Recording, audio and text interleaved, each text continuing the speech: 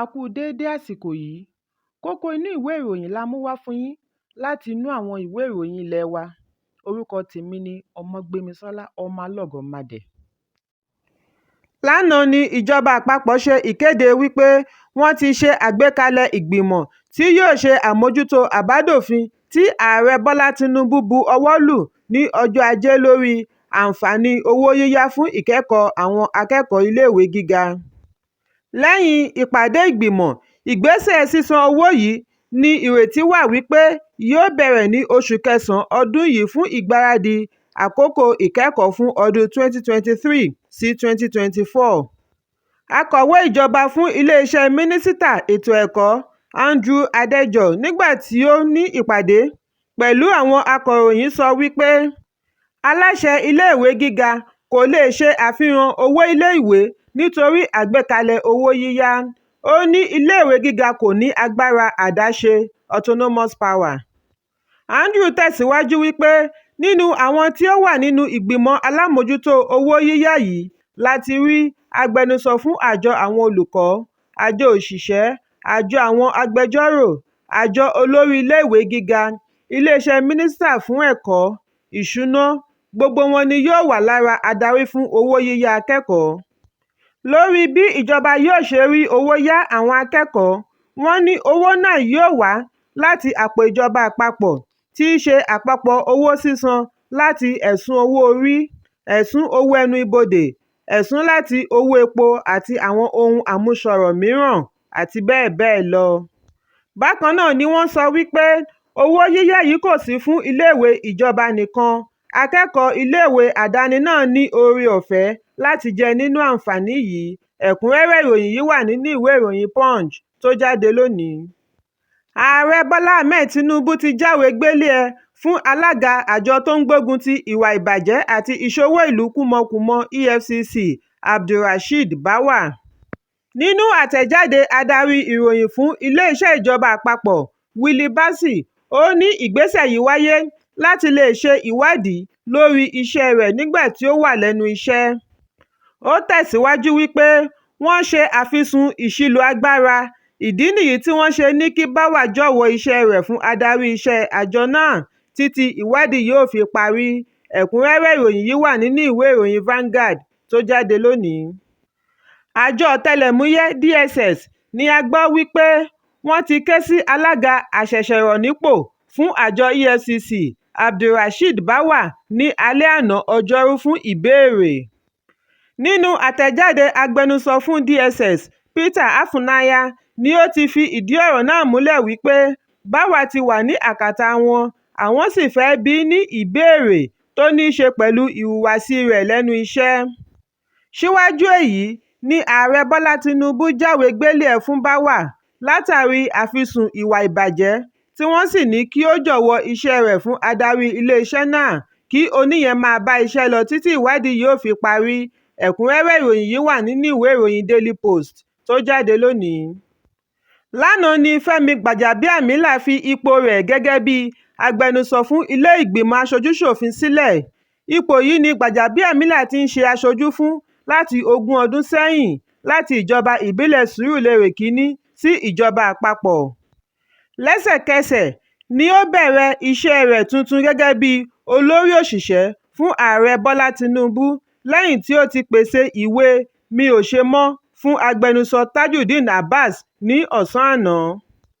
Nínú ìwé náà ni ó ti sọ fún ìgbìmọ̀ ipò rẹ̀ tuntun. Ó dúpẹ́ fún àtìlẹ́yìn ẹgbẹ́, pàápàá jùlọ ọdún 4 tí ó kẹ́yìn. Ó wá sọ fún ẹgbẹ́ wípé òun ṣetán láti ṣiṣẹ́ papọ̀ pẹ̀lú ààrẹ lórí ìpinnu rẹ̀ fún ìgbésí ayé tuntun tí ó ṣèlérí fún ọmọ orílẹ̀-èdè Nàìjíríà. Ẹ̀kúnrẹ́rẹ́ ìròyìn yìí wà nínú ìwé ìròyìn The Nation tó jáde lónìí. Adelé fún gómìnà ìpínlẹ̀ Ondo Lucky Ayédatiwa ti pe ará ìlú láti máa gbàdúrà fún ìwòsàn kíákíá fún gómìnà Olúwarótìmí Akérédolú tí ó wà ní ìsinmi àìsàn lọ́wọ́lọ́wọ́. Nínú àtẹ̀jáde ni Ayédatiwa ti sọ wípé àlàáfíà gómìnà ṣe pàtàkì sí ará ìlú. Bí a kò bá gbàgbé wípé ọjọ́ Ìṣẹ́gun ni gómìnà Rótìmí Akérédolú jọ̀wọ́ agbára rẹ̀ fún igbákejì rẹ̀ kí ó tó tẹkọ̀ létí rìnrìn àjò ìsinmi ọlọ́jọ́ 21 lọ sí ilẹ̀ òkèèrè fún ìtọ́jú. Nígbà tí ó ń rọ àwọn òṣèlú ìpínlẹ̀ náà láti yẹra kúrò nínú ọ̀rọ̀ tàbí ìgbésẹ̀ tí ó lè fa àríyànjiyàn nínú òṣèlú, pàápàá jùlọ pẹ̀lú àìsí nílé gómìnà, Ayédatiwa ní àìlera gómìnà ní í ṣe pẹ̀lú ètò ìdìbò gómìnà ọdún tó ń bọ̀ ní ìpínlẹ̀ Ondo. Ìgbésẹ̀ adelé gómìnà yìí wáyé látàrí jíjàdù ipò láàrin àwọn olóṣèlú síwájú ètò ìdìbò gómìnà ọdún tó ń bọ̀. Ẹ̀kúnrẹ́rẹ́ ìròyìn yìí wà nínú ìwé ìròyìn The Guardian tó jáde lónìí. Adarí ikọ̀ ọlọ́pàá ti ìpínlẹ̀ Kwara sọ lánàá wípé ènìyàn tí iye wọn tó 144 ni wọ́n ti dóòlà ẹ̀mí wọn nínú ìjàmbá ọkọ̀ ojú omi tí ó wáyé ní abúlé Egbu, ìjọba ìpínlẹ̀ Patigi ní ọjọ́ Ìṣẹ́gun. Ìṣẹ̀lẹ̀ tí a gbọ́ wípé ó ṣẹ̀ ní òwúrọ̀ kùtùkùtù ọjọ́ Ìṣẹ́gun nígbà tí ọkọ̀ náà forí sọgi látàrí ìjì. Ọkọ̀ tí ó kó èrò láti ibi ìgbéyàwó tí ó wáyé ní abúlé Egbòti, ìpínlẹ̀ Niger ni ó dojúdé tí ọ̀pọ̀lọpọ̀ ẹ̀mí sì ṣòfò.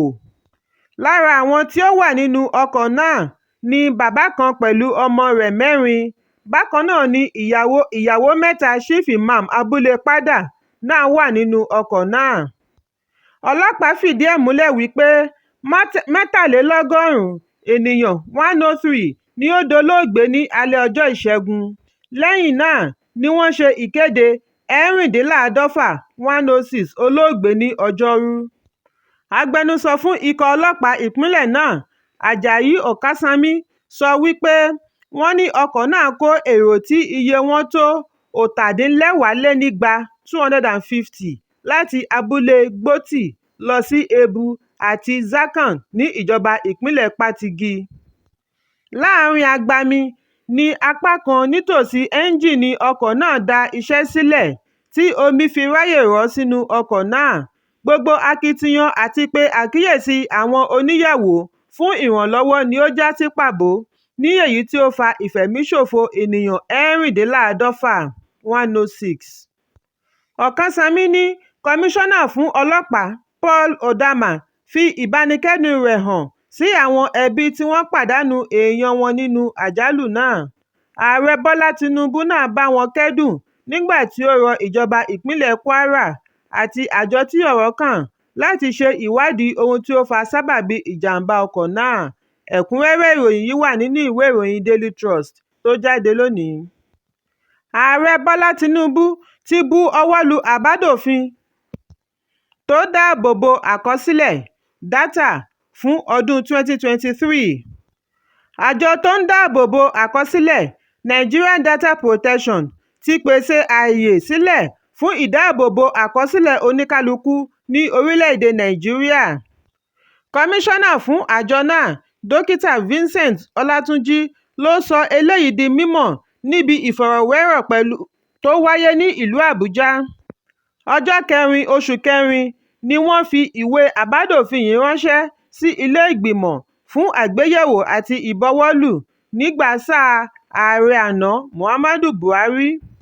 Ní báyìí, kọmíṣánná ìjọba àpapọ̀ ni yóò ṣe adarí àjọ náà pẹ̀lú ojúṣe láti dáàbò bo àkọsílẹ̀ oníkálukú. Ẹ̀kúnrẹ́rẹ́ ìròyìn yìí wà nínú ìwé ìròyìn The Sun tó jáde lónìí. Àjọ arìnrìn-àjò Hajj ní ìpínlẹ̀ Kano ti sọ wípé ènìyàn tí iye wọn tó 156 ni yóò pàdánù ìrìn-àjò lọ sí ilẹ̀ mímọ́ lọ́dún yìí látàrí ọ̀pọ̀lọpọ̀ ìjókòó ààyè tí àwọn òṣìṣẹ́ àjọ náà tí wọ́n jáwé gbélé ẹ̀ fún ti tà.